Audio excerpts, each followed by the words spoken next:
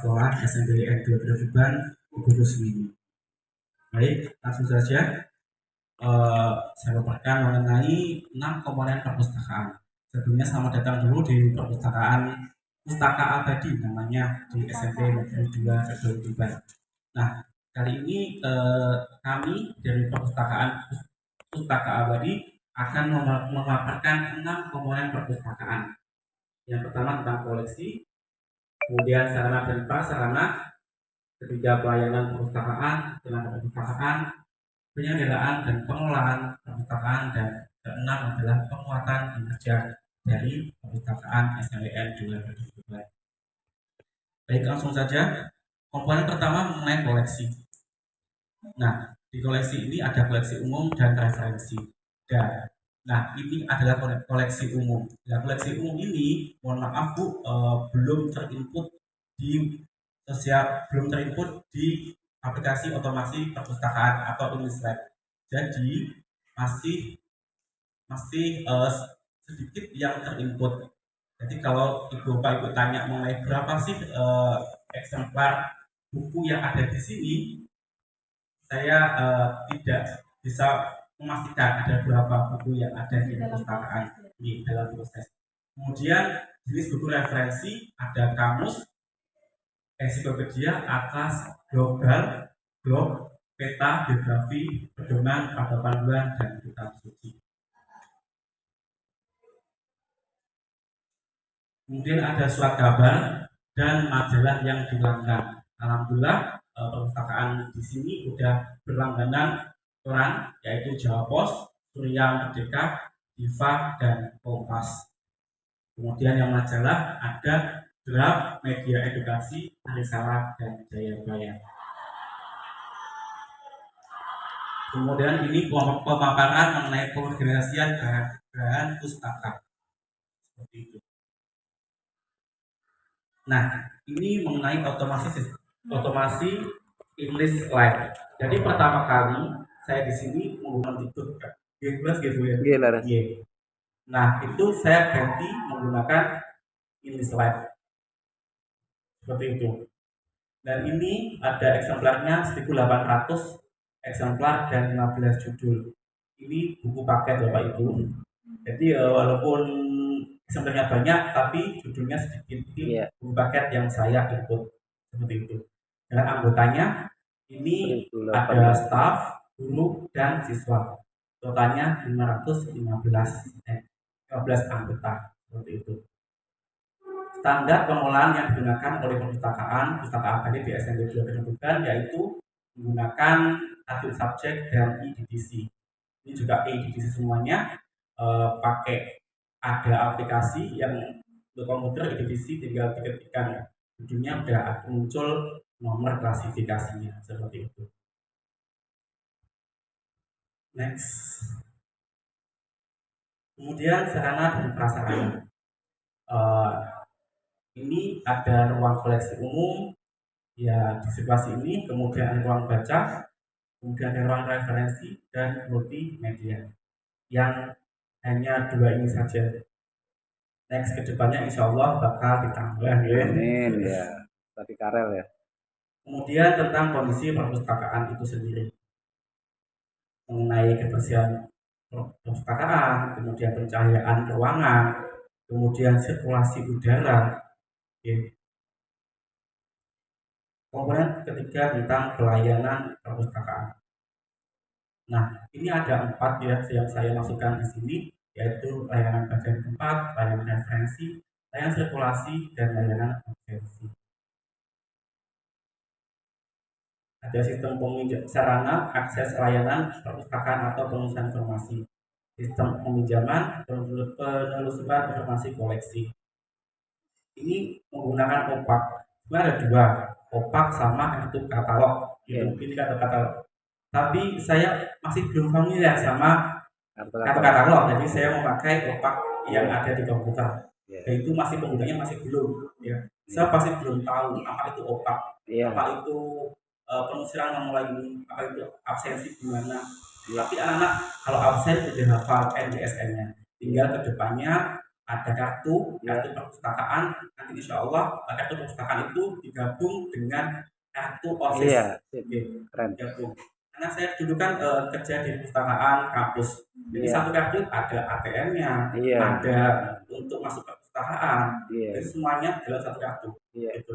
Mantap. Jadi kalau di Jakarta bisa naik busway dengan Iya. kartu Iya. lebih Efisien. efisien, nggak banyak memakan kartu seperti Iya. itu.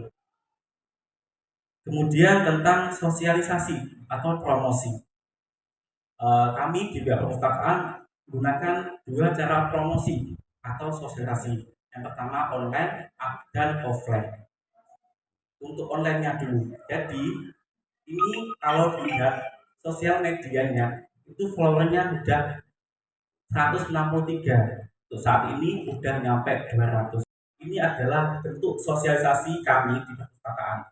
Saya bikin sosial media udah bulan 8. Iya. Akutan pertama di bulan Agustus, 31 Agustus. Nah ini akutan pertamanya itu.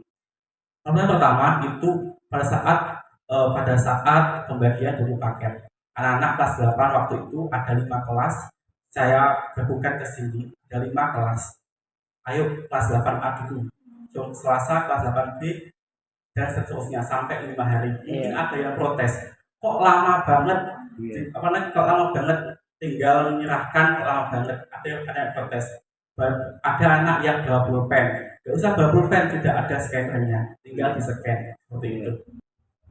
Saya sosialisasi mengenai fungsi perpustakaan, tentang definisi perpustakaan dan lain sebagainya. Mungkin dari anak-anak beranggapan bahwa perpustakaan itu harus membaca buku, harus pinjam buku, dan itu perlu diluruskan seperti itu. Karena bisa ke perpustakaan kok nggak harus baca buku, kan bisa diskusi, bisa belajar kelompok dan lain sebagainya. Bahkan kalian bisa duduk di aja nggak apa-apa, nggak masalah seperti itu. Waktu itu pertama kali pada saat saya di perpustakaan itu sepi sekali, nggak ada pengunjungnya. Terus saya inovasi lah, membeli Uno. Mungkin itu kontroversi karena di perpustakaan sekolah. Tapi lihat kembali fungsi dari perpustakaan itu bukan hanya sarana pendidikan, ada sarana penyimpanan, rekreasi. bahkan ada rekreasi juga. Makanya saya beli Uno. Tapi ini kan masih SMP, itu ada batasan mengenai itu. Makanya untuk main Uno khusus di hari Sabtu saja, nggak boleh setiap hari. Kalau setiap hari ramai sekali, pustakaannya overload seperti itu. Bahkan fungsi dari perpustakaan sendiri itu udah beralih gitu. Kalau menurut saya pribadi, kalau dulu perpustakaan itu membaca buku atau hanya sekedar itu, tapi dengan perkembangan zaman perpustakaan itu nggak cuma itu. Perpustakaan yang sudah memulai beralih fungsi itu yang saya lihat itu di Jakarta, di perpustakaan Taman Ismail Marzuki atau dikenal dengan perpustakaan Cikini seperti itu. Di situ ada live musik, perpustakaan ada live musiknya loh, itu kontroversi sekali itu. Kemudian ada food court-nya di dalam perpustakaan itu. Bukan hanya perpustakaan yang beralih fungsi, pasar tradisional, bahkan mall sekalipun akan beralih fungsi. Dulu mall pusat perbelanjaan, sekarang ke mall nonton, makan, setelah itu pulang. Kalau belanja tetap di toko hijau dan merah seperti itu. Kemudian next ya. Komponen keempat tentang tenaga perpustakaan. Untuk tenaga perpustakaan saya masukkan cuma 2, yaitu kepala perpustakaan Pak Bukhari dan saya pribadi. Dan alhamdulillah saya sudah punya kartu Ikatan Pustakawan Indonesia yang saya bergabung sejak tahun lalu gitu. Dan ini dapat dari tempat kerja sebelumnya. Kemudian program kerja perpustakaan ada jangka pendek dan jangka menengah. Untuk jangka pendeknya itu kayak sehari-hari itu kayak selfie, administrasi dan lain sebagainya. Untuk jangka panjangnya saya sudah sampaikan mengenai kartu yang multitasking, multifungsi seperti itu. kemudian ada taman literasi di pojokan. Nanti mungkin kami akan sangat diskusi mengenai taman literasi bagusnya bagaimana. Kalau menurut saya kan tipenya itu yang estetik gitu loh, nggak banyak warna kayak monokrom, warna-warna putih itu yang saya inginkan seperti itu. Nanti di gue saya sampaikan seperti itu. Kemudian ini kan mungkin panas sekali nih Bu. Jam 12 ini panas sekali, mungkin dari 10 besar yang nggak ada asnya mungkin di sini saja ya Pak. Jadi tahun depan insya Allah ada. Kemudian ini yang menyampaikan begitu. Silakan begitu. Waalaikumsalam. Terima kasih Bapak-bapak panas nggih Pak nggih. Alhamdulillah mungkin di RKS tahun 2024 yang sekarang sudah dalam proses. Semoga akan terlaksana dengan baik. Untuk anggaran Bapak nggih, saya sebagai bendara bos. Nah, ini langsung dengan Mas Zaki karena saya kerjasama dengan Mas Zaki baru 3 bulan dari bulan Agustus nggih Bapak nggih. Itu alhamdulillah kita sama-sama dengan Ibu Kepala Sekolah, dengan Kepala Perpustakaan juga, dan dengan Bapak Ibu Guru itu untuk memajukan perpustakaan. Jadi perpustakaan tidak melihat buku saja seperti tadi Mas Agi, sekarang kita ada perkembangan zamannya. Untuk dana ini yang masuk juga di instrumen Bapak untuk modal untuk tahun ini itu ada buku Kurikulum Merdeka untuk kelas 8. Alhamdulillah satu buku dan terdiri dari 11 mapel. Jadi tidak ada yang goncengan gitu Bapak semuanya satu anak satu buku. Terus yang kedua untuk modal itu ada loker. Ya, yang kemarin saya juga tanya dengan Mas Zaki manfaatnya untuk apa segala macam. Jadi sebelum ada pembelian itu saya harus tahu fungsinya untuk apa. Terus yang ketiga ada scanner. Nah ini yang saya dulunya nggak pernah lihat Bapak scanner itu untuk apa Yang saya lihat itu scanner kan di toko kalau beli di scan muncul harga. Kalau di sini nanti kalau di scan muncul data. Alhamdulillah sudah terpenuhi sehingga tadi untuk modal itu kalau di instrumen kan 35 juta ke atas, ini 62 juta. Wah, istimewa. Untuk tahun depan saya juga masih punya PR lagi untuk modal Bapak. Untuk Kurikulum Merdeka kelas 9. Nah, kelas 9. Terus ini tadi seperti permintaan Mas Zaki, saya panggilnya Mas karena seusia anak saya. Itu AC Bapak mudah-mudahan ini karena satu biar anak-anak juga mengenal AC di perpustakaan bukan untuk sekedar mendinginkan, tapi untuk membuat prestasi lebih baik lagi. Terus ini juga saya ini untuk pemeliharaan Bapak. Ini ruangan saya lihat catnya sudah mulai pergi. Kan saya datangkan kembali Bapak.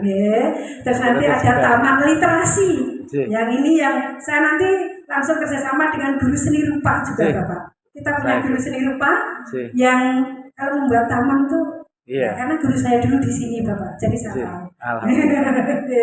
Itu ya. Terus untuk yang selanjutnya yang non modal yang saya hubungannya dengan perpustakaan itu ada koran, majalah, ATK, terus ada alat kebersihan.